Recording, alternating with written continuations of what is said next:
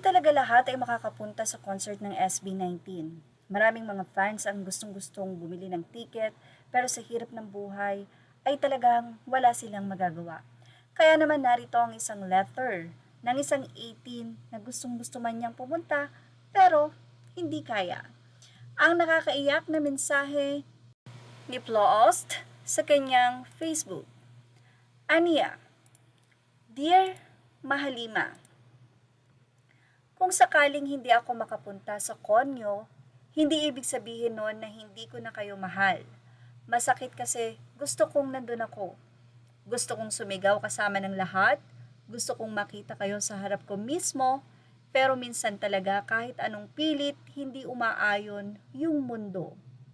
Kaya ito ako, mag-aabang ng bawat fan cam, ire-replay paulit-ulit at magkukunwaring nandun din ako.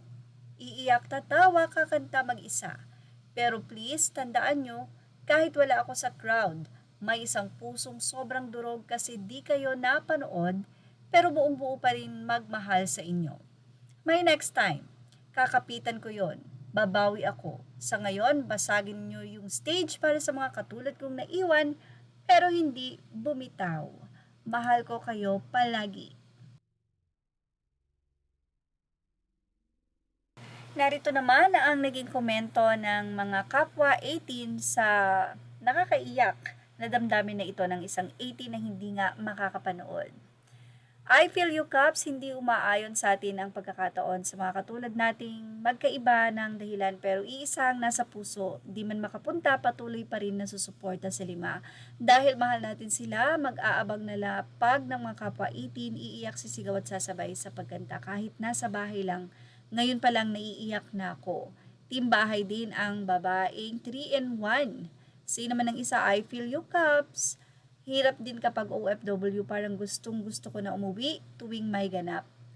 Iyak at antay na lang ng lapag ng fan cam sa Gedli. Sino naman ang isa, same Caps, gusto kong manood pero wala eh. Sumali na nga sa paraffol, nagbaka sakali lang. Manalo pero wala pa rin. Mag-wait na lang, yan po ang naging say nila. Ang isa ay sinabing ni Betcha Mangandan Gutierrez, hope is the bridge between today and tomorrow. Kung di man ngayon, may darating din na tamang oras para sa lahat ng mithiin natin. At yan nga ang ating Showbiz Top Update. Images are all credit to the rightful owners. Thank you for watching Showbiz Top. Please like, share, and subscribe.